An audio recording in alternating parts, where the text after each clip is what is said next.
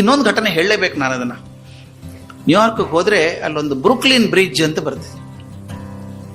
ಮೊದಲದು New York ಸೇರ್ತಿರ್ಲಿಲ್ಲ, ಸಮುದ್ರ ದೂರ ಆಯ್ತು, ತುಂಬಾ ಸುತ್ತ ಹಾಕೊಂಡ್ ಬರ್ಬೇಕಾಗಿತ್ತು.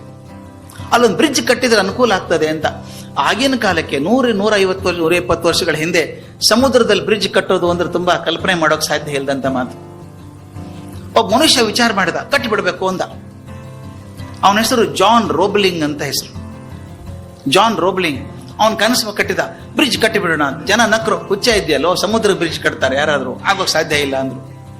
ನೋಡೋಣ, ಪ್ರಯತ್ನ ಮಾಡೋಣ ಅಂದ. ಅವನು ಆರ್ಕಿಟೆಕ್ಟ್ ಕೂಡ, ತಾನೇ ಡಿಸೈನ್ ಮಾಡಿದ, ಬಿಲ್ಡಿಂಗ್ ಆರ್ಚ್ ಹಾಕಿದ, ಎದುರು ಮಾಡಿದ, ಒಂದು ಬ್ರಿಡ್ಜ್ ಕಟ್ಟಬೇಕು ಅಂತ ತಯಾರು ಮಾಡಿದ. ದುಡ್ಡು ಹೊಂದಿಸ್ಕೊಂಡು ಆ ಕಡೆ ಈ ಕಡೆ ಮಾಡಿ ಕೆಲಸ ಶುರು ಮಾಡಬೇಕು ಅಂತ ಆಯ್ತು.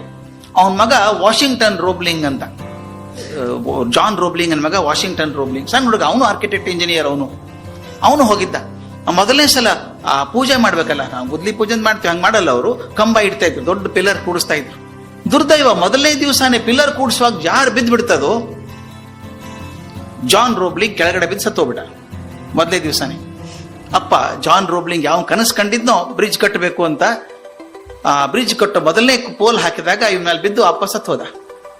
ಮತ್ತೊಬ್ಬರಾದ್ರೆ ಏನ್ ಮಾಡ್ತಿದ್ರು, ಬೇಡಪ್ಪ, ಶುರುವಾತಿಗೆ ಸರಿ ಆಗ್ಲಿಲ್ಲ, ಇದು ಬೇಡ ಅಂದ್ರೆ ಕೇಳಲ್ಲ, ಸಮುದ್ರದಲ್ಲಿ ಯಾರು ಕಟ್ತಾರೆ ಬ್ರಿಡ್ಜು. ಆದ್ರೆ ವಾಷಿಂಗ್ಟನ್ ರೋಬ್ಲಿಂಗ್ ಇದ್ನಲ್ಲ ಮಗ, ಅವನಿಗೆ ಅಂತ ಪಾರಾಗಿರ್ಲಿಲ್ಲ.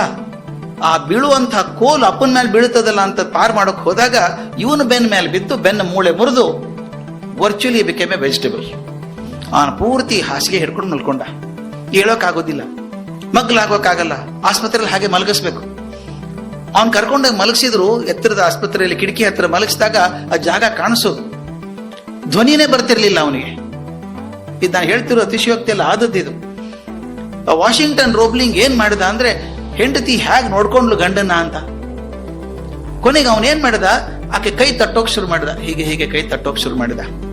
ತಾವೇ ಒಂದು ಭಾಷೆ ಮಾಡ್ಕೊಂಡ್ರು, ಕೈ ಮುಟ್ಟೋದ್ರಿಂದ ಭಾಷೆ ಅದು. ಈ ನಮ್ಮ ಇದು ಮಾಡ ಟೆಲಿಗ್ರಾಫ್ ಕಲಿಸ್ತಾ ಇದ್ರಲ್ಲ, ಕಡಕಟ್ಟ ಕಡಕಟ್ಟ ಅನ್ನೋ ಹಾಗೆ ಇವ್ ಕೈ ಬಡದು ಬಡದು ಒಂದು ಭಾಷೆ ಮಾಡ್ಕೊಂಡ್ರು. ಕೀರಲ್ ಧ್ವನಿ ಬರಬೇಕು, ಅದನ್ನ ಕೇಳಿಸ್ಕೊಂಡು ಆಕೆ ಇಂಜಿನಿಯರ್ ಹೇಳೋಕ್ ಹೀಗ್ ಮಾಡು, ಕೆಲಸ ನಿಲ್ಲಿಸ್ಬೇಡ ಅಂತ ಹೇಳಿದ. ಕೆಲಸ ಶುರು ಆಯ್ತು. ಅವ್ನ ಹಾಸಿಗೆ ಮಲ್ಕೊಂಡು ಕಿಟಕಿಯಿಂದ ಅಲ್ಲೇ ಕಾಣಿಸ್ಬೇಕು ಅವನಿಗೆ ಬ್ರಿಡ್ಜು. ಹಿಂಗ್ ಮಾಡು ಅಂತ ಹೇಳು, ಪ್ಲಾನ್ ತರಬೇಕು, ಇಟ್ಕೋಬೇಕಾಕೆ ಮುಂದೆ. ಅದು ನೋಡಿ ಇವನ್ ಕೈ ಬಡಿಯೋನು. ಸ್ವಾಮಿ, ಇದು 1 ದಿವಸ 2 ದಿವಸದಲ್ಲ ಮಾತು ಹೇಳಿದ್ದು, 12 ವರ್ಷ ಮಾಡಿದ್ದಾರೆ. 12 ವರ್ಷ ಆತ ಕೈ ಬಡದು ಬಡದು ಬಡದು ಹೇಳಬೇಕು, ಆಕೆ ಅದನ್ನು ಭಾಷೆ ಮಾಡಿ ಅವನು ಇಂಜಿನಿಯರ್ ಹೇಳಬೇಕು, ಇಂಜಿನಿಯರ್ ಅಲ್ಲಿ ಕಾರ್ಯಗತ ಮಾಡಬೇಕು. 12 ವರ್ಷಕ್ಕೆ ಬ್ರಿಡ್ಜ್ ಕಂಪ್ಲೀಟ್ ಆಯ್ತು. ಬ್ರಿಡ್ಜ್ ಕಂಪ್ಲೀಟ್ ಆಯ್ತು. ಏನ್ ಸಂತೋಷ ಆಗಿರ್ಬೇಕಲ್ಲ ಅವನಿಗೆ. ಅದಕ್ಕೆ ಹೇಳ್ತಾರೆ, bridge stands as A testimony for 3 things ಅಂತ. One is John Robling's vision of building a bridge. Second is the tenacity and perseverance of Washington Roebling. And third and most important is the commitment of his wife to make a language out of it and communicate. 3 ಅದ್ಭುತ ಆಯ್ತು. ಮಾಡಿ bridge ready ಆಯ್ತು. ಎಲ್ಲರಿಗೂ ಸಂತೋಷ ಆಯ್ತು. ಕರ್ಕೊಂಡು ಹೋಗೋಣ John Roebling, Washington Roebling ಅನ್ನ ಅಂತ ಆಂಬ್ಯುಲೆನ್ಸ್ ಅಲ್ಲಿ ಕರ್ಕೊಂಡು ಹೋದ್ರೆ, ಅವ್ನು ಹೇಳಿದಂತೆ ಏನಿಲ್ಲ, ಬ್ರಿಡ್ಜಿನ ಈ ತುದಿಯಿಂದ ಆ ತುದಿಗೆ, ಆ ತುದಿಯಿಂದ ಈ ತುದಿಗೆ 3 ಸಲ ಕರ್ಕೊಂಡು ಹೋಗಿ ನನ್ನ ಅಂದ. 3 ಸಲ ಅಲ್ಲಿ ಕರ್ಕೊಂಡು ಹೋದ್ರು. 3 ಸಲ ಬಂದ್ಮೇಲೆ ಕಣ್ಣಲ್ಲಿ ನೀರು ಸುರಿತಾ ಇತ್ತು. ಆಯ್ತು, take me back to the hospital ಅಂದ.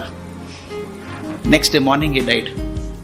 12 ವರ್ಷ ಜೀವ ಹಿಡ್ಕೊಂಡದ್ದು ಇದಕ್ಕೋಸ್ಕರ ಹಿಡ್ಕೊಂಡಿದ್ದೆ, ಮತ್ತೊಂದೇನೂ ಇಲ್ಲ ಅವನು. ಇದು ನನಗೆ ಮಾಡೋ ಕೆಲಸದಲ್ಲಿ ಶ್ರದ್ಧೆ ಅಂತ. ಇವತ್ತಿಗಾದ್ರೂ ನಾನು ಬ್ರೂಕ್ಲಿನ್ ಬ್ರಿಡ್ಜ್ ಮೇಲೆ ಹೋದ್ರೆ, ನ್ಯೂಯಾರ್ಕ್ ಹೋದಾಗ, ಐ ಫೀಲ್ ಸೋ ಡಿಲೈಟೆಡ್.